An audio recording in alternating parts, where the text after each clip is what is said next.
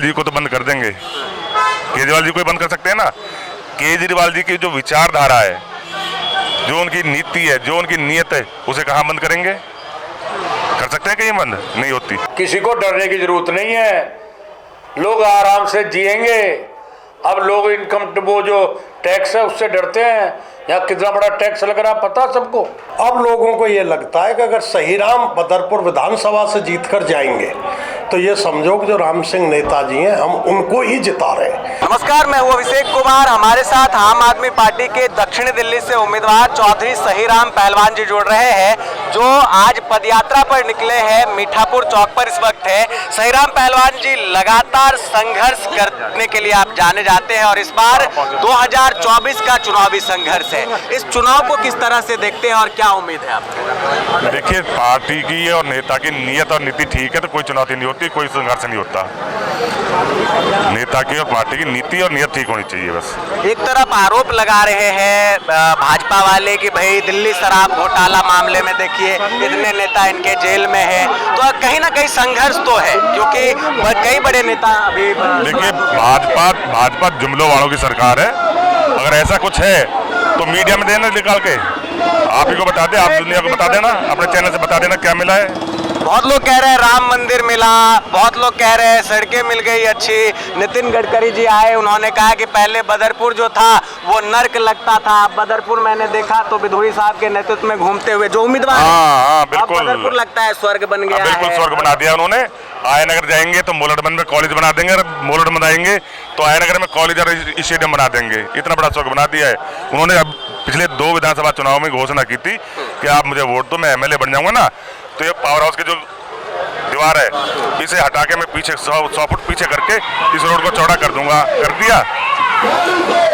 वो आए थे, उनका शीर्ष नेतृत्व आया था यहाँ, उनके योगी जी आए थे। योगी जी ने और बिधुड़ी जी ने यहाँ घोषणा की थी कि आप इन्हें वोट दो, विधानसभा में पहुंचाओ, ये ओजोन खत्म कर देंगे। कर दिया ओजोन खत्म। कितने झूठ पर झूठ फेंकेंगे यार, कोई तो तरीका है। विकसित भारत की बात भी चल रही है। मोदी जी कह रहे हैं एक मौका पुनः, इस बार भारत को हम पहले नंबर पर ले आएंगे। अभी तो तीसरे नंबर पर है हम। हाँ बिल्कुल बिल्कुल, पहले नंबर पर आएंगे। रेल बेच दी, हवाई अड्डे बेच दिए, सी फूड बेच दिए, MTNL बेच दिया, बिल्कुल एक नंबर पर आ जाएंगे, कोई दिक्कत नहीं है। और कुछ अफवाहें ये भी है केजरीवाल जी को लगातार समन, इस पर क्या कहेंगे? लगातार समन हो रहा है कि पेश हुए। देखिए मैं सीधा कहता हूँ, वो केजरीवाल जी को तो बंद कर देंगे, केजरीवाल जी को बंद कर सकते हैं ना। केजरीवाल जी की जो विचारधारा है, जो उनकी नीति है, जो उनकी नीयत है, उसे कहाँ बंद करेंगे? कर सकते हैं कहीं बंद? नहीं होती। भाजपा प्रत्याशी ने एक बयान दिया, कहीं कोई मुकाबला नहीं है, क्या लगता है आपको? वो कुछ भी कह सकते हैं, उनका कोई। नेताजी, एक तरफ 2024 के लोकसभा चुनाव को लेकर लोग कह रहे हैं कि राष्ट्रीय मुद्दा है और ये चुनाव जो है वो मोदी के नाम पर लड़ा जा रहा है, लेकिन बदरपुर की जो स्थिति है, चूंकि जो यहाँ से उम्मीदवार बनाए गए हैं नेता प्रतिपक्ष क्षेत्र के विधायक हैं, इधर सहीराम पहलवान को आम आदमी पार्टी इंडिया गठबंधन ने अपना उम्मीदवार बनाया है। आप लोग क्या सोच रहे हैं और किस तरह से तैयारी है 2024 लोकसभा चुनाव की? असली ये जो चुनाव है ये देश के लिए बहुत महत्व रखता है। देश बहुत बड़े संकट के दौर से गुजर रहा है और हर व्यक्ति की कोशिश यही है कि इस बार बदलाव होना चाहिए। पूरे क्षेत्र के लोग, मुझे जहाँ तक जानकारी है, हर आदमी बदलाव चाहता है, क्योंकि जो आज लोकसभा लड़ रहे हैं उसने 4 साल में मुड़ के देखा नहीं बदरपुर विधानसभा को। यहाँ लोगों में बहुत गुस्सा है उसके प्रति।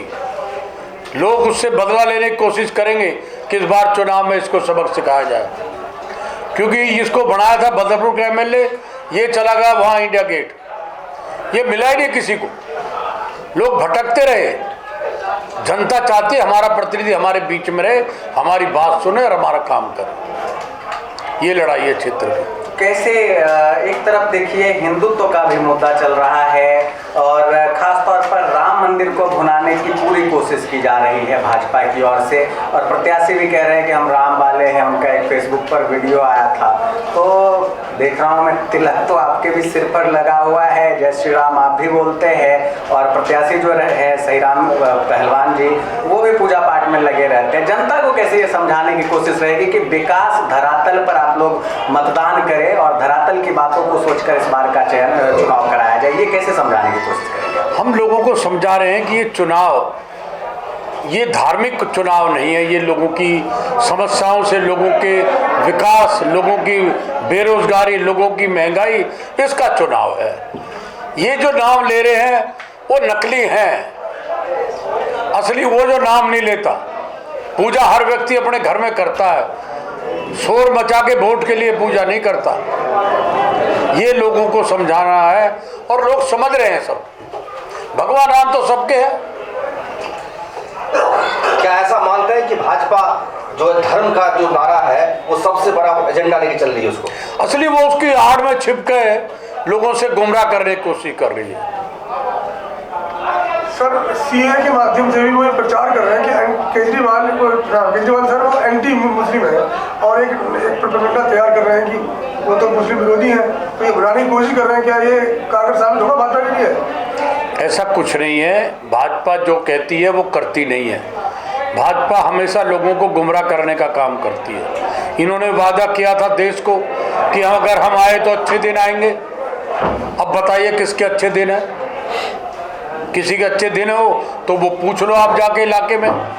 बड़े वादे हुए थे उस टाइम 14 में, लोगों को वोट ले लिया और कुछ हुआ नहीं। गोयल साहब, आम आदमी पार्टी के निगम पार्षद और कार्यकर्ता होने के नाते किस तरह से वार्ड में लोगों को ये समझाने का प्रयास किया जाएगा कि सहीराम पहलवान जो आपके उम्मीदवार है वो सही है, उनके पक्ष में लोग मतदान करें? देखो, सबसे बड़ा फायदा सहीराम पहलवान जी के आने से हमें ये हुआ, समझाने में हमें बड़ी आसानी होगी।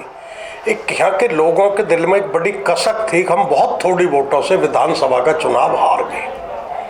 अब लोगों को ये लगता है कि अगर सहीराम बदरपुर विधानसभा से जीत कर जाएंगे तो ये समझो कि जो राम सिंह नेताजी हैं हम उनको ही जिता रहे हैं। तो ये सबसे बड़ा हमें समझाने में सरल होगा, क्योंकि सहीराम भी राम सिंह नेताजी के इस शिष्य। मैं आपको फिर बता दूं, अगर आपको मालूम नहीं हो, 97 में जब पहली बार काउंसलर के चुनाव हुए तो टिकट इधर से मैं मांग रहा था नेताजी से, कांग्रेस की, वहाँ से सहीराम के लिए नेताजी मांग रहे थे, परंतु टिकट हमें दोनों नहीं मिली।